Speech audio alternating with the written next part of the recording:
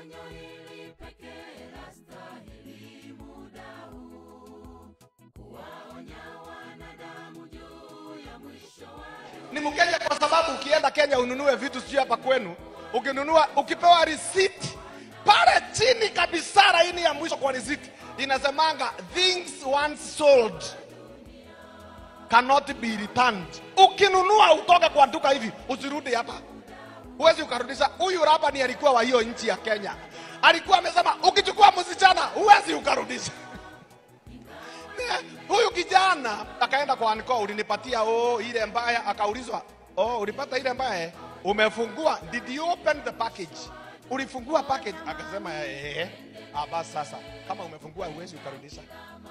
Kama huko umeguza ungerudisha, lakini sasa you cannot. Sasa kile utafanya, huyu unataka miaka ingine 7. Kakafanya kazi tena miaka ingine 7. Na ilienda haraka sana, akapewa. Sasa ameenda kuna wake wawili.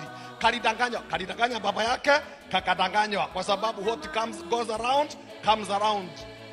Vile ulidanganya baba, sasa umedanganywa tena, umepata wake wawili. Na unajua hakuwa ameplani wake wawili kusema ukweli, lakini lazima angeweka. Na akaambiwa utakaa na Lea, urudishe. Akakaa na Lea. Siku ikafika sasa anataka kuondoka, akaambiwa hapana, ili upate mali hapa miaka ingine 7. Alifanya miaka ingine 6 hapa. Ndio akatoka, hata alitoroka. Hawakuagana, ati wakafanya sherehe, kalitoroka. Na wakaenda. Hawa wakina wasichana Lea na Rachel wako na wasichana wa kazi, mmoja Bilha, mwingine Zilpa. Walipoenda wamepata watoto, watapata watoto. Lakini Biblia inasema wakati Mungu alipoona Rachel au Rakeli anapendwa kuliko Lea, au alipojua ya kwamba Lea hapendwi, akafunga wubu tumbo la huyu Rachel, hapati watoto, akawa tasa. Ndio huyu Yakobo ameenda kwa Lea, akapata mtoto ya kwanza Ruben, akaenda ya pili akapata Simeon, akaenda ya 3 akapata Lawi, akaenda ya 4 amepata Yuda. Na kila wakati akienda kwa Rachel hakuna.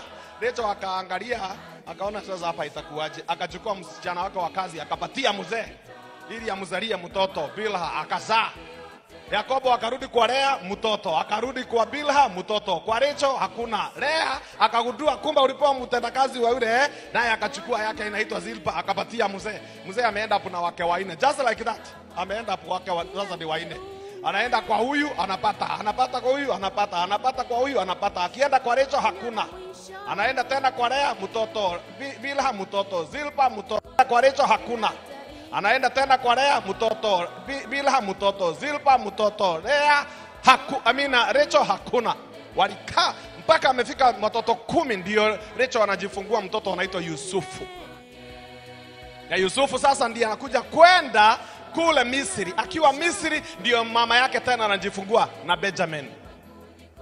Sasa hao watoto ndio wanaitwa wana wa Israeli. Israeli ni Yakobo, jina aliyobadilishwa akiwa pale jangwani na Mungu, na Israeli inamaanisha ushindi.